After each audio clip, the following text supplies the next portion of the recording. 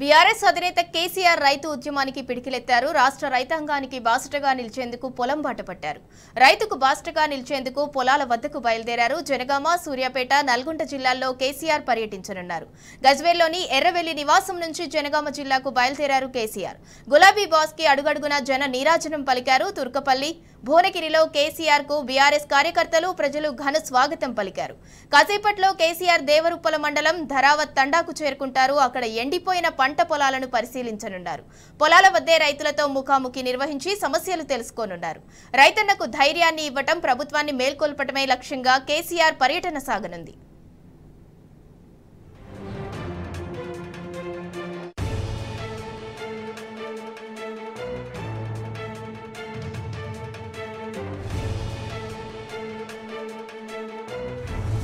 BRS అధినేత కేసీఆర్ పర్యటనకు సంబంధించి మరింత సమాచారం మా ప్రతినిధి వంశీ అందిస్తారు. వంశీ, చెప్పండి.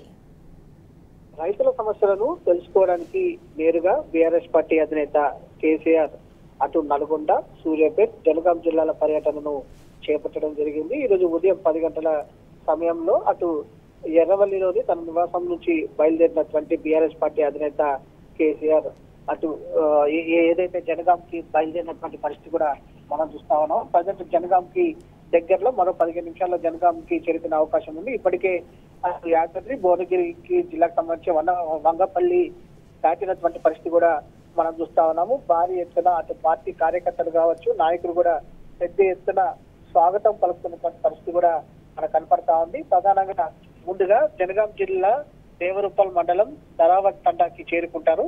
అక్కడ పంట పొలాలను పరిశీలిస్తారు. ఏదైతే అక్కడ ఉన్నటువంటి రైతులను సమస్యలను అడిగి తెలుసుకుంటారు, వారికి భరోసాను కల్పిస్తారు. అనంతరం సూర్యాపేట జిల్లా తుంగుతుర్తి మండలంలోకి ప్రవేశిస్తారు. తర్వాత అక్కడ అరవపల్లి, సూర్యాపేట మండలంలోని ఎండినటువంటి పంట పొలాలను పరిశీలిస్తారు. అక్కడ ఉన్నటువంటి రైతులతో కూడా మాట్లాడతారు. అనంతరం సూర్యాపేట జిల్లాలో 3 గంటలకు మీడియా సమావేశం నిర్వహిస్తారు. అనంతరం అక్కడ నుండి బయలుదేరి సాయంత్రం నాగార్జున సాగర్ నియోజకవర్గంలోని నిర్మాణకు చేరుకుంటారు. అక్కడ పంటలను పరిశీలించి రైతులతో మాట్లాడతారు. వారు ఎదుర్కొన్నటువంటి సమస్యలను కూడా ఏదైతే వారి ద్వారానే తెలుసుకొని అటు ప్రభుత్వం పైన పోరాటంకి సిద్ధమవుతున్నటువంటి పరిస్థితి కూడా మనం చూస్తా ఉన్నాము. గత 3 నెలల నుంచి కూడా కాంగ్రెస్ ప్రభుత్వం అధికారంలోకి వచ్చిన తర్వాత రైతులకు ప్రధానంగా సాగునీరు కావచ్చు, కరెంటు సమస్య కూడా అధికమైనటువంటి పరిస్థితి కూడా మనం చూస్తా ఉన్నాము. దాంతో పాటుగా వడగండ్ల వాన పడటంతో కూడా కొన్ని చోట్ల పంటలు పెద్ద ఎత్తున దెబ్బతిన్నటువంటి పరిస్థితి కూడా మనం చూస్తా ఉన్నాము. కొద్ది రోజుల నుంచి కూడా బీఆర్ఎస్ పార్టీ రైతుల పక్షాన పోరాటం చేసినటువంటి పరిస్థితి కూడా మనకు కనిపిస్తా ఉంది. రాష్ట్రంలోని అనేక ప్రాంతాలలో ఏదైతే ఎండిన పంట పొలాలు మనకు దర్శనమిస్తా ఉన్నాయి.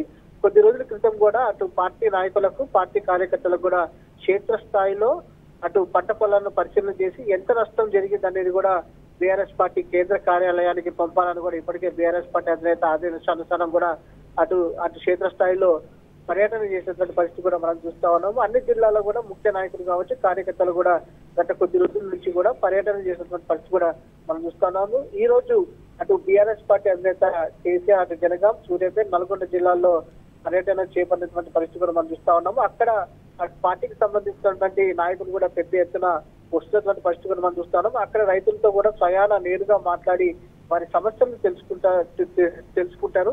తదుపరి ప్రభుత్వం వెంటనే స్పందించకపోతే పోరాటాలు ఉధృతం కూడా చేసే అవకాశం ఉందని కూడా గతంలోనే బీఆర్ఎస్ పార్టీ నాయకులు కూడా చెప్పినటువంటి పరిస్థితి కూడా మనం చూస్తున్నాం. దాంతో పాటుగా అటు రైతులకు సంబంధించినటువంటి వరికి సంబంధించినటువంటి బోనస్ కావచ్చు, దాంతో పాటుగా ఎక్కడైతే పంట నష్టం జరుగుతుందో వారికి పెద్ద ఎత్తున నష్టపరిహారం ఇవ్వాలని కూడా ఇప్పటికే ప్రభుత్వాన్ని బీఆర్ఎస్ పార్టీ డిమాండ్ చేసినటువంటి పరిస్థితి కూడా మనం చూస్తా ఉన్నాం. కాసేపట్లో జనగాం జిల్లా దేవరుప్పల్ మండలంలోని ధరావత్ తండకి చేరుకునే అవకాశం ఉంది. Right, thanks for the update Vamsi.